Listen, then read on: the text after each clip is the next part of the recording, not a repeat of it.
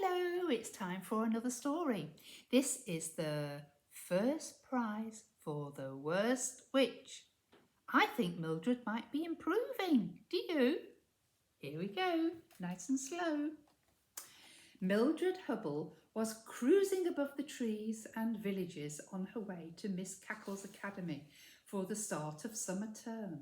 Like all her classmates, she was longing to get this last term over with and go up to the very top class next year, when they would be proud wearers of the Year 5 uniform, which set them apart from the lower school.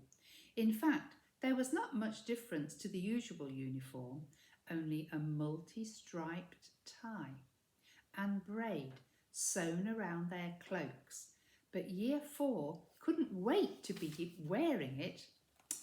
There seemed to be so much more luggage with each passing term, especially this one. Mildred reflected as she peered down through the treetops, looking out for the usual landmarks. Apart from her bags of clothes and books and her cat Tabby and tortoise Einstein, both tucked up safely in the cat basket, there was also Star, the stray dog she had found last term. Star had proved to be such a natural acrobat that he and Mildred had won the national swimming pool competition for Miss Cackle's Academy. After such a triumph, Mildred had been allowed to keep him as another broom companion. She was perched behind Mildred. Star was on top of the box of books, as if it was the most natural place in the world for him to sit, and every now and then he let out a volley of barks which made Mildred feel as if he was talking to her. Perhaps he was. "Come on, Star," Mildred called back to him. "You can sit in the front with me if you like. We'll be flying for at least another hour. We've only just passed over the watermill at Greater Bustling." Star leapt over her shoulder in an instant, landing neatly in her lap. "Good boy," she says. "Woof," he barked, giving her a joyful slurp under her chin. They were very happy. "Oh, look," exclaimed Mildred. "There's a big striped tent down there at the edge of the village.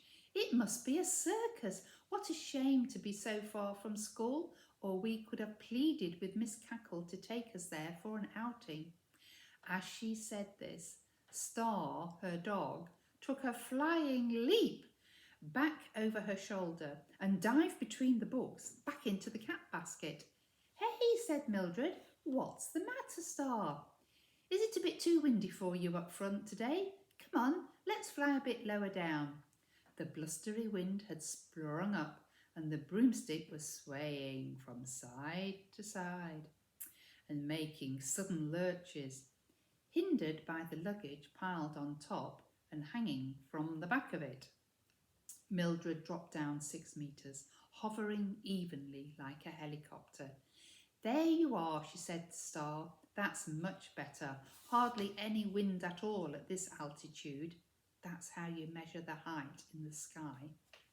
You can jump back to the front if you like." However, to Mildred's surprise, he didn't move from his hideaway in the cat basket. He stayed there, and no amount of cajoling, even the offer of a treat, could tempt him out of the cat basket. 20 more minutes passed, and Mildred still hadn't seen anyone else from the academy. She was just beginning to wonder if she'd got the wrong day, when to her great relief, she saw her friend Maud flying steadily in front of her. Oh, it's lovely to see Maud coming back. "Maud! Maudie!" she yelled, delighted to see her best friend. "What a fantastic bit of luck. You're the first Cackleite I've seen this morning." That's a good name, Cackleite. It sounds really good too. "Millie!" squealed Maud, equally thrilled. They tried to fling their arms around each other, but gave up and laughed as they clashed broomsticks and narrowly avoided falling off. "Concentrate, girls," bellowed Mildred sternly, doing an excellent impression of Miss Hardbroom, the strictest teacher in the whole school. I don't expect to see such silly nonsense from fourth years. Oh, gosh, Mildred, said Maud, you sound scarily like her. I wonder what ghastly project she's lined up for us this term. Well, one thing's for sure, said Mildred, there's going to be a lot of swimming. Swimming? Yes, of course. I'd forgotten about the swimming pool we now have. Do you think they've actually finished building it yet? I don't know, said Mildred, but I had a crash course of swimming lessons during the holes, just in case. Oh, I didn't know that you couldn't swim, said Maud. You managed all right when we went on holiday to Grim Cove. Well, I just pretended, she confessed. I hopped along on one foot and did swimming movements, pretending my feet were off the floor and I was really swimming.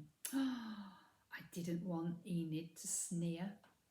Over the years, Ethel had somehow managed to become an implacable enemy of Mildred and never missed an opportunity to make her look small. Well, no one noticed, said Maud. And now they never will, said Mildred. I can do 10 lengths of our local pool, which is huge, and the school pool will be a quarter of that size, so it should be fine. It's going to be brilliant, said Maud happily. Lovely, warm, clear water with sparkly blue tiles, and all thanks to Mildred, Hubble and Star. Where is Star, by the way? He's too big in the cat basket, isn't he? Well, I think he's now hiding between the luggage, between the cat basket and the suitcase. I don't think he's feeling too well. He was fine when we started out.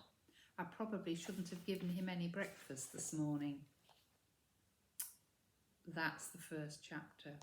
So if you want to know what else happens in Mildred's last term at Miss Cackle's Academy for Witches, you need to borrow the book and read the rest for yourself and find out.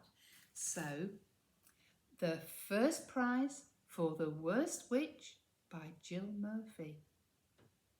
Hope you enjoyed that so far, Treasure.